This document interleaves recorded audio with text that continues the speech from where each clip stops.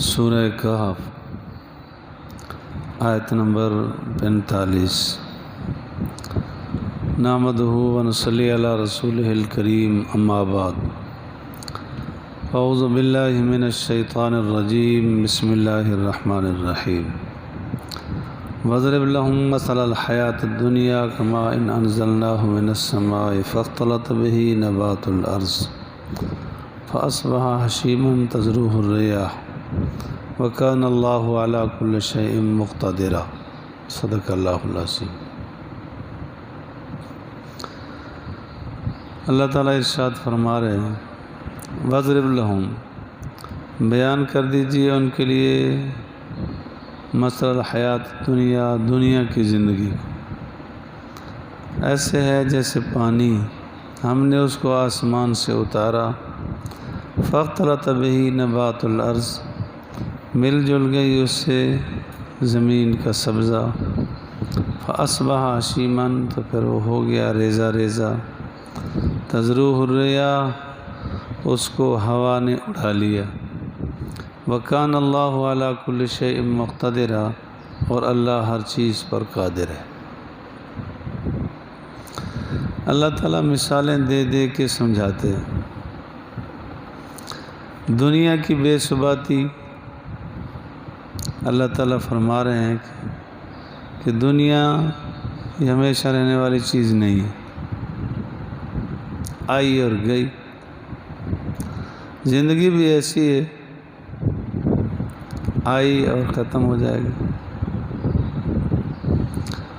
علماء اس کی مثال دیتے ہیں برف سے، کہ برف ہے، اگر اس کو کام میں لائے تو ٹھیک ہے، فائدہ ہو جائے گا، نہیں رکھ دی تو پانی پانی ہو جائے گا۔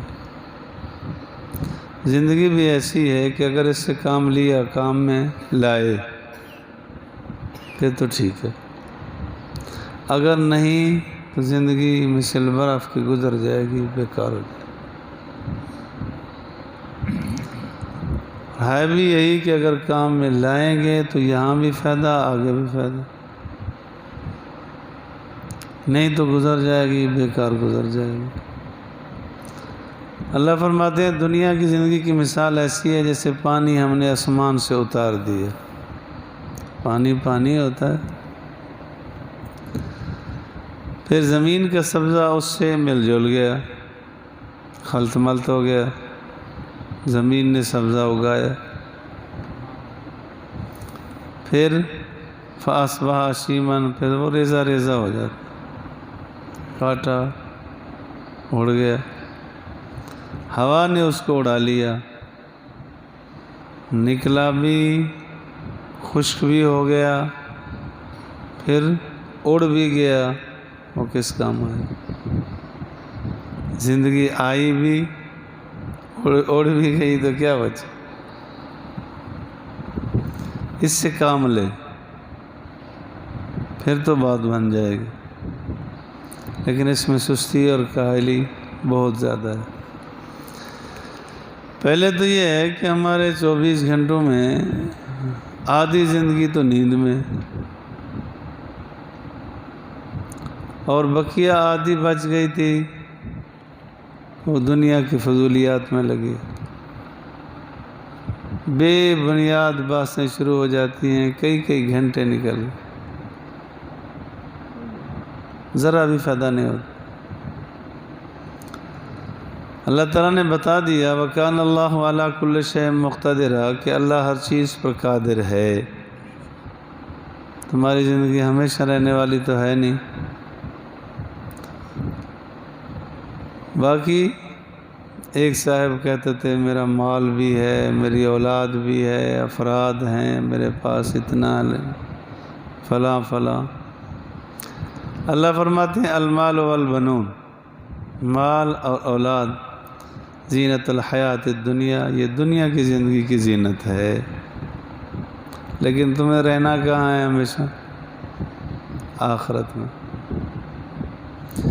دنیا کی زندگی کچھ دیر کے لیے، اس کا بھی پتہ کوئی نہیں، جوانی میں، بچپنے میں، بڑھاپے میں کب جاتا ہے کوئی پتہ نہیں۔ جو کھیلوں میں تو نے لڑکپن گنوایا، جو بدمستیوں میں تو نے جوانی گنوائی، جو اب غفلتوں میں تو نے بڑھاپا گنوایا، سمجھ تو نے زندگانی گنوائی، ساری زندگی جائے گی، بیکار جائے گی۔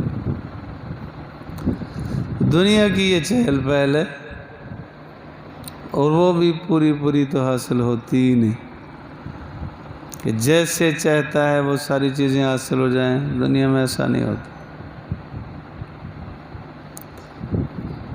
ختم ہو جائیں گی۔ باقی کیا چاہیے؟ والباقیات الصالحات، اور باقیات الصالحات بہتر ہیں تیرے رب کے نزدیک ثواب کے اعتبار سے، وخیر عملا، اور اچھی امید کے اعتبار سے۔ باقیات الصالحات کیا ہیں؟ کچھ حضرات فرماتے ہیں کہ اس سے مراد ہے سبحان اللہ، الحمدللہ، اللہ اکبر، لا الہ الا اللہ، لا حول ولا قوت الا باللہ، کہ جتنا پڑھے گا۔ آپ علیہ السلام کی معراج کی رات میں حضرت ابراہیم علیہ السلام سے ملاقات ہوئی، تو حضرت ابراہیم علیہ السلام نے فرمایا تم اپنی امت کو میرا سلام کہنا۔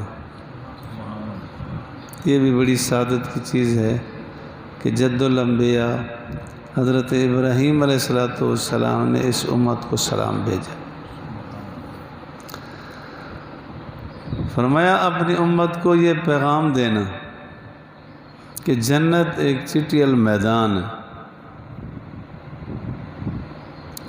اس کے اندر جتنا تم نے درخت لگانے ہیں وہ سبحان اللہ، الحمدللہ، اللہ اکبر سے لگیں گے۔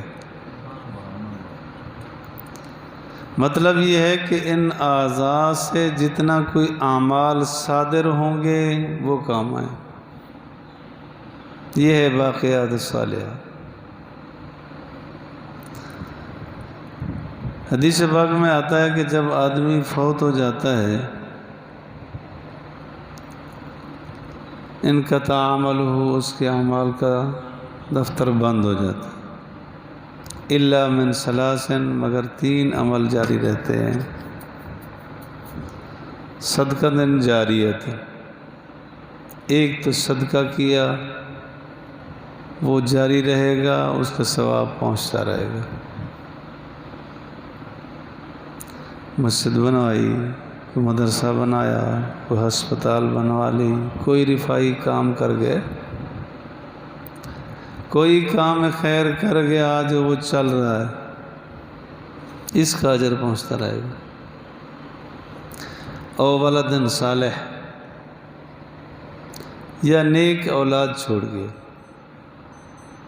بیٹے ہیں، بیٹی ہیں، پوتے ہیں، پوتی ہیں، نواسی ہیں، وہ پیچھے چھوڑ گیا، وہ کچھ پڑھ کے بخش رہے،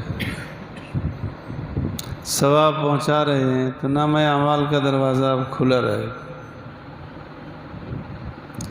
تیسرا فرمایا علم ينتفع بہ، کہ ایسا کوئی علم چھوڑ گیا جس سے پیچھے والے فائدہ اٹھا رہے ہیں۔ ایک کو پڑھایا، اس نے آگے پڑھایا، اس نے آگے پڑھایا، قرآن پڑھا رہا ہے، حدیث پڑھا رہا ہے، اسلامیات پڑھا دی، اسلامیات دین کا مسئلہ اس کے لیے حل کر گئے، عقائد اور نظریات بدل گئے۔ بے شک انگلش پڑھا رہا ہے، ریاضی پڑھا رہا ہے، لیکن بچے کی ذہنیت پر محنت کی کہ اس کا نظریہ بدلے، اس کا عقیدہ بدلے، ایمان بنے، صدقہ جاریہ رہے۔ علم اس سے بھی فائدہ اٹھاتے رہیں گے، اس کے نام اعمال میں چلتا رہے گا۔ یہ ہے باقیات الصالحات، اعمال خیر، کوئی نیکی کی، کوئی کلمہ خیر نکال دیا، اولاد ہے یہ بھی تو اللہ کا فرمان ہے، انما اموالکم و اولادکم فتنہ، کہ تمہارا مال، تمہاری اولاد تمہارے لیے آزمائش ہے۔ ایسا بھی ہوتا ہے۔ اور کچھ نیچے ایسے نیک پیچھے بچے ہوتے ہیں کہ مسلسل والدین کے لیے دعا کرتے ہیں۔ حق بھی یہی کہ والدین جو چلے گئے، دادا دادی چلے گئے، نانا نانی، تو آخری ان کی اولاد ہے، ان کے لیے کچھ پڑھے۔ لمبا چوڑا زیادہ نہیں ہو سکتا تو روزانہ کا معمول بنا لے کہ 3 مرتبہ سورۃ اخلاص پڑھ لے۔ ایک قرآن پاک کا اللہ تعالیٰ ثواب عطا کر دیں گے، وہ پہنچا دے۔ جتنے لوگوں کی نیت کرے گا اتنے کو پہنچے گا۔ روزانہ کا معمول بنا لے کہ یاسین صبح پڑھ لے۔ سورہ یاسین 1 مرتبہ پڑھنے پر 10 قرآن پاک کا ثواب ملتا ہے۔ اب وہ پوری امت کو بخش دے، اپنے لواحقین کو، ان کو بخشے۔ الحمد شریف 1 مرتبہ پڑھنے پر 2/3 قرآن پاک کا ثواب ملتا ہے۔ یعنی 1 مرتبہ الحمد شریف پڑھی تو اللہ تعالیٰ 20 پارے کا ثواب اس کو عطا کر دے۔ 3 مرتبہ پڑھ لی تو کتنا ہو جائے گا؟ 4 مرتبہ پڑھ لی تو کتنا ہو جائے گا؟ تو دیکھیں اللہ تعالیٰ دینا چاہتا ہے، یہ اعمال صادر ہونے چاہیے۔ یہ ہے باقیات الصالحات، جو باقی رہنے والی چیزیں ہیں۔ دیکھتے نہیں کہ آدمی چلا جاتا ہے، اس کی یادیں رہ جاتی ہیں، یہ اس کی رہ جاتی ہیں جو کام کر جاتا ہے۔ کچھ کر جاتا ہے، بھلائیاں، خیر خائیاں، کوئی نیکیاں کر گیا، وہ چلا گیا، پیچھے اس کا تذکرہ ہوتا رہتا۔ یہ تذکرہ بھی اس کے لیے کار خیر ہوتا ہے کہ ایسا آدمی تھا، اچھا تھا، لائق تھا، اس سے بھی اس کو فائدہ پہنچا۔ تو والباقیات الصالحات یہی ہے، نیکی کرے، زندگی بدلے، اللہ کے نزدیک بڑا اجر ہے، اور خیر العملہ، اور بہترین اس کے لیے امید ہے۔ اللہ تعالیٰ مجھے اور آپ کو فہم قرآن، فہم حدیث نصیب فرمائے، اتباع سنت، اتباع شریعت نصیب فرمائے۔